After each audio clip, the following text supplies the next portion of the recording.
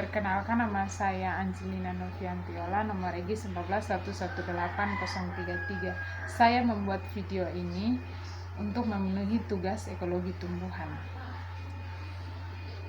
Yang akan saya bahas di sini yaitu ketergantungan dalam ekosistem dan juga siklus air. Ketergantungan hidup tumbuhan terjadi secara kompleks dan mirip dengan ketergantungan hidup masyarakat manusia dengan segala bentuk kelas sosial mereka. Oleh karena itu, spesies-spesies yang mengalami ketergantungan. Yang kedua itu tumbuhan parasit. Tumbuhan parasit itu tumbuhan yang hidup menempel pada tumbuhan yang lainnya dan mengambil makanan dari tumbuhan yang dia tumpangi. Tumbuhan parasit itu dibagi menjadi dua golongan, yaitu tumbuhan semi parasit dan tumbuhan parasit sempurna.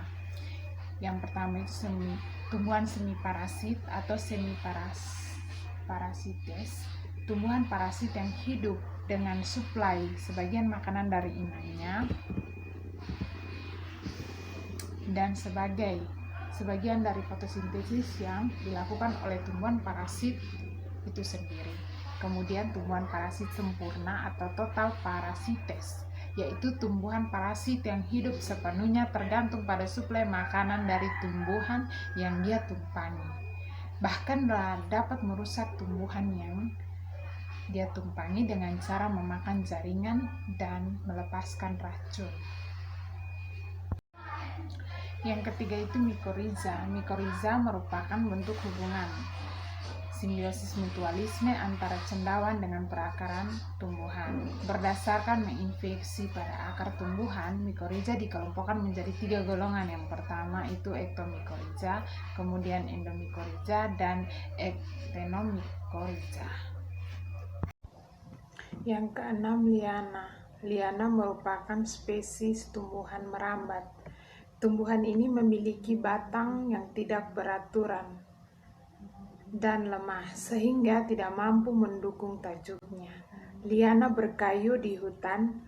Hutan merupakan bagian dari vegetasi yang membentuk lapisan tajuk hutan dan mampu mendesak tajuk pohon. Yang ketujuh itu hewan hutan atau satwa liar. Satwa liar itu bagian yang tidak dapat dipisahkan dari masyarakat tumbuhan. Hewan tersebut selain sebagai konsumen untuk sumber makanannya, juga menggunakan tumbuhan untuk tempat aktivitas, khususnya hewan arboreal seperti monyet, tupai, siamang, yang sebagian besar aktivitas hidupnya di atas pohon.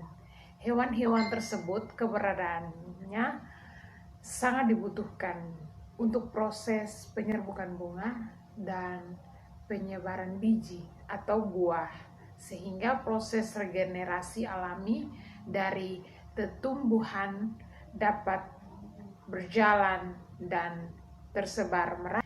Kemudian interaksi tumbuhan dalam ekosistem. Dalam suatu ekosistem, berbagai jenis tumbuhan dan organisme hidup bersama-sama dan saling berinteraksi. Dalam suatu komunitas, misalnya hutan bermacam-macam komunitas tumbuhan seperti perdu, semak, herba, lumut, dan masih banyak lagi tumbuhan yang tumbuh dan berkembang, berinteraksi satu dengan yang lainnya, serta menyesuaikan diri dengan lingkungannya. Baik, kemudian yang kedua itu siklus air.